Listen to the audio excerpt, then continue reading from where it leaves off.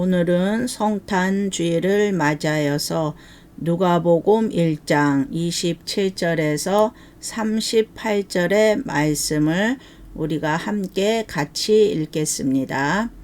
다윗의 자손 요셉이라 하는 사람과 정혼한 처녀에게 이르니 그 처녀의 이름은 마리아라. 그에게 들어가서 가로되 은혜 받은 자여 평안할지어다. 주께서 너와 함께 하시도다 하니 처녀가 그 말을 듣고 놀라 이런 인사가 어쩌민고 생각하매 천사가 일러 가로되 마리아여 무서워하지 말라. 내가 하나님께 은혜를 입었느니라.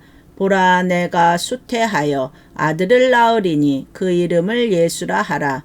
저가 큰 자가 되고 지극히 높으신 이의 아들이라 일컬어질 것이요 주 하나님께서 그의 조상 다윗의 왕위를 그에게 주시리니 영원히 야곱의 집을 왕노릇 하실 것이며 그 나라가 무궁하리라.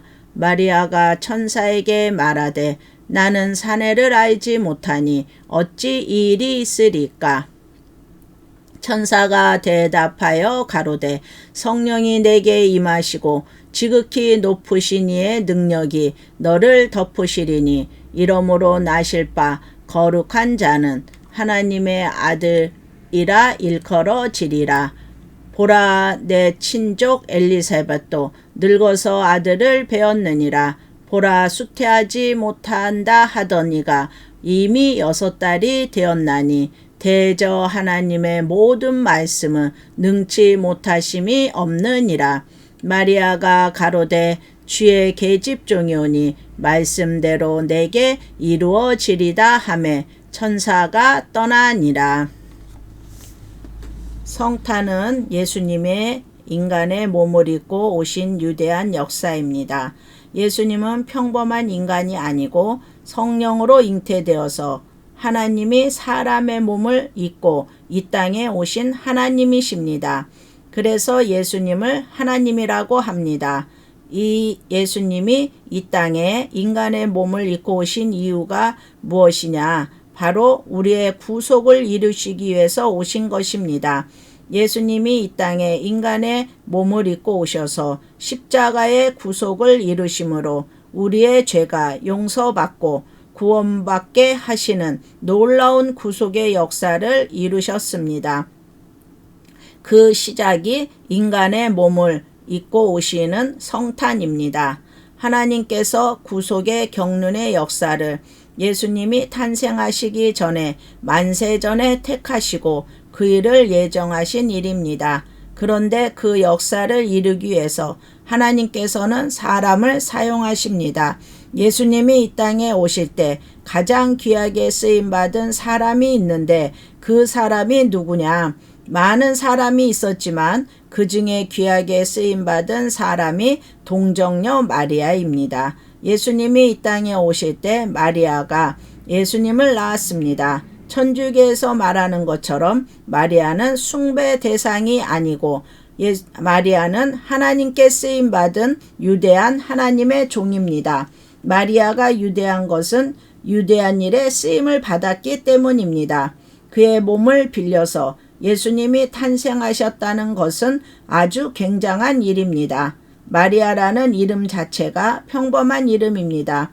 유대인들은 마리아를 이름을 많이 씁니다. 막달라 마리아, 마리아.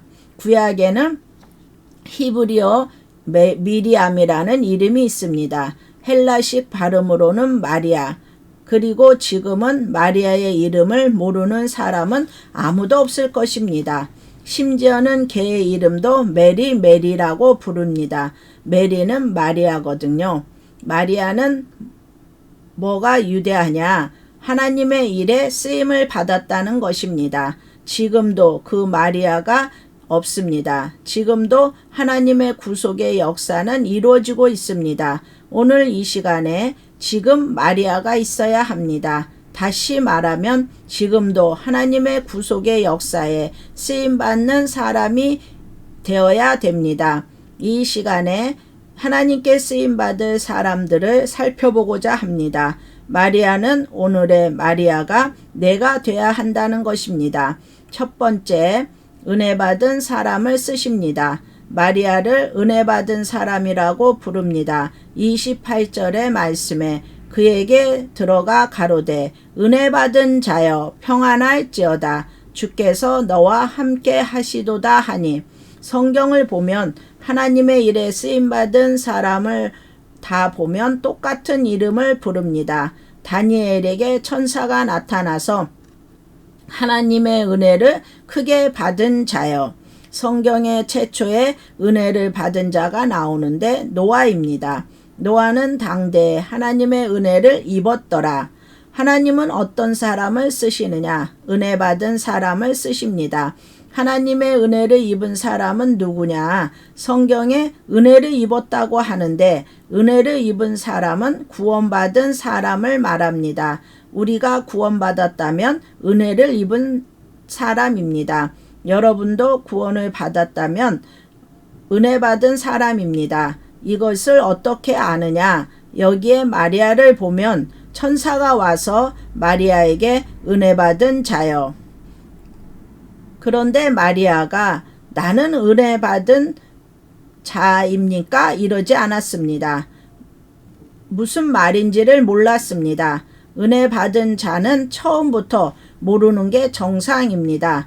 다시 말하면 마리아를 하나님이 귀한 역사에 쓰이려고 하는데 아기가 태어나기도 전에 하나님께서는 계획을 세우셨습니다. 때가 되니까 마리아에게 그 일이 일어난 것입니다.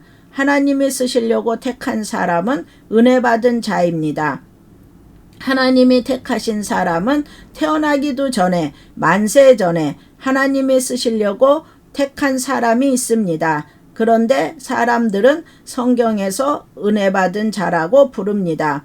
혹시 오늘날도 하나님이 쓰시려고 택하신 사람이 있습니다. 오늘날 마리아가 있습니다. 그는 누구일까요? 에베소서 1장 3절에서부터 5절의 말씀을 보면 찬송하리로다. 하나님 곧 우리 주 예수 그리스도의 아버지께서 그리스도 안에서 하늘에 속한 모든 신령한 복으로 우리에게 복을 주시되 곧 창세 전에 그리스도 안에서 우리를 택하사 우리로 사랑 안에서 그의 앞에 거룩하고 흠이 없게 하시려고 그 기쁘신 뜻대로 우리를 예정하사 예수 그리스도로 말미암아 자기의 아들이 되게 하셨으니, 마리아만이 아니라 창세 전에 하나님이 쓰시려고 택하신 사람이 있는데 그 사람이 에베소에서는 뭐라고 말하느냐? 복받은 사람입니다.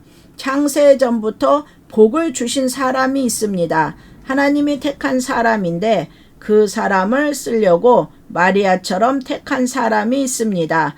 다만 한 가지, 그 역사가 일어날 때까지는 본인이 모르고 있다는 것입니다. 마리아도 몰랐습니다. 모르는 것이 정상입니다. 모르니까 이단도 가고 사이배도 가고 타종교인 불교에도 갑니다. 자기가 택한지 몰라서 남의 아버지를 찾아가는 것이죠. 이렇게 방황하다가 이런 사람이 성경에는 뭐라 그러냐? 진노의 자녀라고 부릅니다. 지금 예수님을 안 믿고 있다고 해서 그런 사람을 마귀 새끼라고 하면 안 됩니다. 이런 사람 중에도 하나님이 택한 사람이 있습니다. 아직 택한 사람인지를 모르고 살 뿐입니다. 그런 사람을 진노의 자녀, 모르니까 하나님이 택하셨는데 우리가 신앙생활하는 데서 가장 중요한 것이 하나님이 나를 택하셨는가를 믿는 것입니다. 내가 똑똑해서 예수를 믿는 것이 아니고 하나님이 나를 택하셨기 때문에 예수를 믿는 것입니다. 지금보다 나보다 더 똑똑하고 잘난 사람이 얼마나 많습니까? 그런데 그런 사람들은 예수를 안 믿고 지옥에 갑니다. 하나님이 택하신 자를 택하신 것을 은혜라고 말합니다. 하나님이 나를 택하셨구나. 이 말은 내가 은혜 받은 사람이구나 하는 말과 똑같은 말입니다. 하나님의 은혜로 있을 데 없는 자 왜 구속하여 주는지 난 알 수 없도다. 하나님이 택하셨기 때문에 때를 따라 만나서 구속하여 주신 것입니다. 그래서 내가 택한 것을 언제 아느냐? 구원받을 때 아는 것입니다. 이미 십자가에서 내 죄를 속죄하셨습니다. 이는 자기 백성을 저희 죄에서 구원할 자심이라고 하였습니다. 하나님이 택하실 백성이 죄를 십자가에서 예수님이 구속하셨습니다. 그것도 모르고 우리는 방황하였습니다. 그러다가 주님을 만날 날이 옵니다. 마리아도 모르고 있었는데 어느 날 가부의 천사가 찾아와서 그 사실을 알려주는 것입니다. 너는 하나님께 택하셨고 하나님이 너를 택하셨고 너를 사용하시려고 너에게 은혜를 주셨다는 것입니다. 이 일을 위해서 내가 쓰임받는 사람이야. 이렇게 자세하게 알려줄 때가 있습니다. 이것을 뭐라고 하느냐? 복음이라고 합니다. 우리가 택함 받을 줄 모르는데 어느 날 하나님의 종들을 통해서 나에게 알려주실 때가 있습니다. 이것은 바로 복음을 듣는 것입니다. 이것을 부르심이라고 합니다. 성경에 누가복음 1장 29절에 보니까 처녀가 그 말을 듣고 놀라 이런 인사가 어쩌민고 생각하매 천사가 일러 가로되 마리아여 무서워 말라 내가 하나님의 은혜를 얻었느니라. 이 말이 무슨 말이냐? 너는 하나님의 택하신 자야. 이 일을 쓰시려고 이런 말이죠. 하나님이 택하신 사람은 언젠가 반드시 자기를 택하였다고 알려줄 때가 있습니다. 마리아에게 말씀을 주듯이 우리도 말씀인 복음을 들려줄 때가 있습니다. 두 번째, 말씀을 받은 사람을 쓰십니다. 여러분도 어떤 경로였던지 어떤 방법이로든지 하나님의 섭리에 의해서 말씀을 들을 때가 있습니다. 이 사람은 하나님이 택하였다는 증거입니다. 복음으로 인간의 지식을 깨닫지 못합니다. 성령이 역사하여야 깨달을 수 있습니다. 여러분이 복음을 듣고 주님이 나를 구원하시고 나를 택하셨다는 것을 깨달았다면 최고의 지혜를 받게 되는 것입니다. 에베소서 1장 8절의 말씀에 이는 그가 모든 지혜와 총명으로 우리에게 넘치게 하사 우리가 순간적으로 영리해서 지혜가 충만한 때가 오는 때가 있는데 그때가 언제냐? 그 뜻을 하나님이 나에게 향하신 구속의 계획을 말하는 것입니다. 비밀을 우리에게 알리셨으니 곧 그 기쁘심을 따라 그리스도 안에서 때가 찬 경륜을 위하여 예정하셨으니 그러니까 너는 만세전에 택한 사람이야. 그리고 너를 위해서 예수님이 십자가에 피를 흘리시고 죽으셨다고 알려주는 것이 복음입니다. 에베소서 1장 13절 말씀에 그 안에서 라는 것은 그리스도 안에서 즉 나를 택하신 구속의 계획 안에서입니다. 너희도 진리의 말씀 곧 너희의 구원의 복음을 듣고 여러분은 복음을 들은 것이 재수가 있어서 들은 것이 아닙니다. 그 안에서 하나님이 특별한 섭리 안에서 때가 되어서 복음을 들은 것입니다. 복음을 듣고 받아들여서 구원받는 것은 보통 일이 아닙니다. 유대 땅에서 그 많은 사람 중에 마리아를 택하셔서 마리아에게 예수님이 태어나신 것이 하나님의 섭리와 계획에 의해서 벌써 600년 전에 보라 처녀가 잉태하여 아들을 낳을 거라고 예언이 되어 있습니다. 우리는 우연히 된 것이 아닙니다. 하나님의 섭리 가운데 된 것입니다. 이것을 믿으면 택한 사람이 분명하고 안 믿으면은 나는 안 믿을 거야. 이런 사람은 택함을 받았는지 아직 잘 모르는 것입니다. 믿어지면 택함 받은 사람이 분명합니다. 그래서 그 안에서 구원의 복음의 진리의 말씀을 듣게 되어 있습니다. 그리고 믿게 되어 있습니다. 하나님은 이런 사람을 무엇이라고 하느냐? 말씀을 받은 사람이라고 합니다. 말씀을 받은 사람은 하나님의 말씀은 비유풀이하고 씨는 말씀이다. 그런 게 아닙니다. 나에 대한 하나님의 뜻, 나에 대한 하나님의 계획, 이것을 보고 다른 말로 비전이라고 합니다. 나는 어떻게 될 것이냐? 하나님이 나를 택하셨습니다. 그리고 복음을 듣게 하셨습니다. 구원받았습니다. 그러면 내가 어떻게 될까요? 내가 이 세상에 살 동안에 하나님의 일에 쓰임받다 살다가 천국에 가고 또 천국에서는 면류관을 쓰고 영원히 살겠지요. 택함을 받은 것이 분명하니까. 오늘 마리아가 누구냐? 말씀을 받은 사람, 구원을 받은 사람, 말씀을 받기 전까지는 몰랐습니다. 마리아도 전혀 몰랐습니다. 천사가 나타나서 은혜 받은 자여, 우리도 똑같습니다. 반석계에 나오니까 죄사함을 받았다고 구원받았다고 하는데 도대체 무슨 소린지 알아듣지 못할 때가 있습니다. 어떤 분이 교회 와서 말씀을 들으니까 죄가 어떻고 죄인이 어떻고 죄사함을 받고 이런 말을 들으니까 아니 이 반석교의 성도는 죄만 짓고 살았나 하고 생각을 했다고 합니다. 그런데 자기가 나중에 자기의 죄를 속죄해 주셨다는 사실을 깨닫게 되니까 자기도 모르게 눈에는 눈물이 흐르더랍니다. 왜 그러냐? 하나님이 나를 택하셨기 때문입니다. 이 사람은 하나님이 쓰시게 됩니다. 선지자를 통해서 다윗에게 너는 은혜 받은 자여 하나님이 너를 크게 쓰실 것이라고 하고 알려주었습니다. 처음부터 본인이 아는 것이 아닙니다. 오늘 여기 계신 분도 다 은혜 받은 자인 줄 믿습니다. 여러분은 은혜 받고 말씀 받은 자입니까? 믿습니까? 한번 옆에 있는 분에게 자랑해 보겠습니다. 나는 하나님의 은혜 받은 사람이다. 맞습니까? 여기 와서 앉아 있는 것도 보통 일이 아닙니다. 아주 중요한 게 있습니다. 천사가 마리아한테 너는 하나님이 쓰시려고 택한 사람이야. 내가 앞으로 아들을 낳을 거야. 이렇게 말할 때 그는 뭐라고 했느냐? 무슨 소리냐?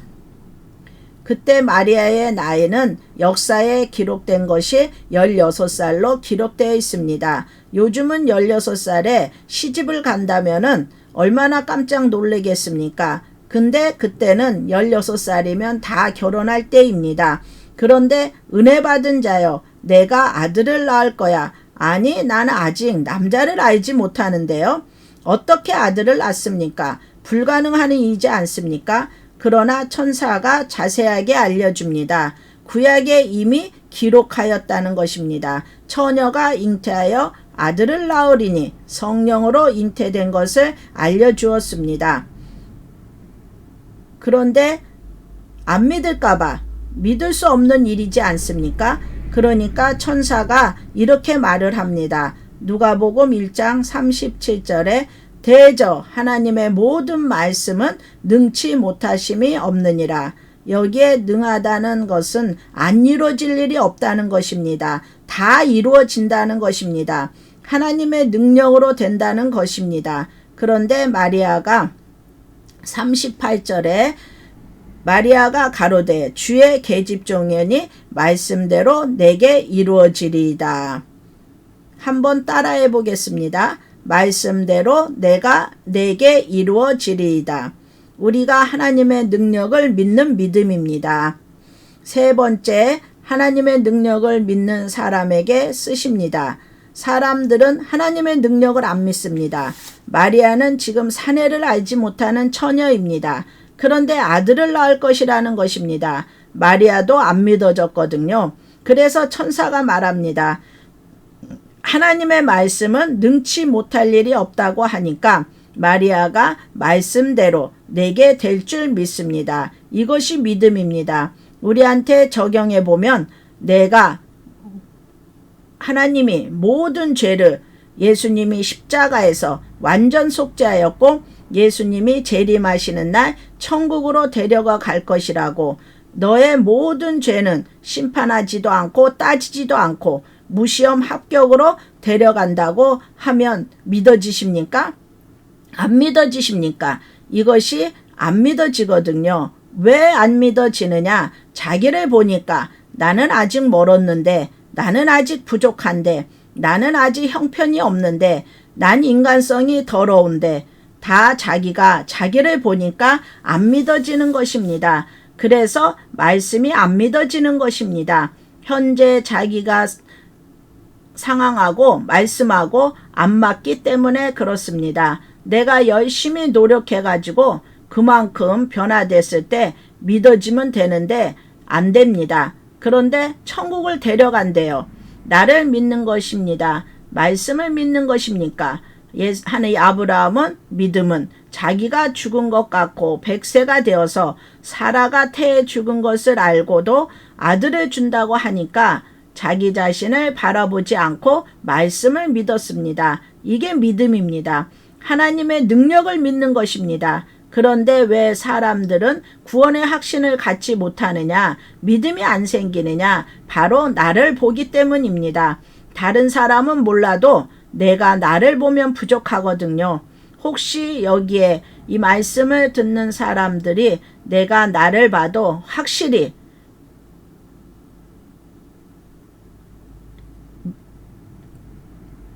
그런 분이 계십니까?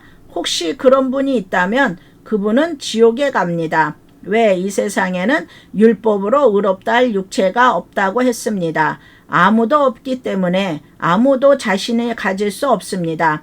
그래서 말씀대로 내게 이루어지리라. 내가 부족해도 연약해도 말씀대로 될 줄을 믿습니다.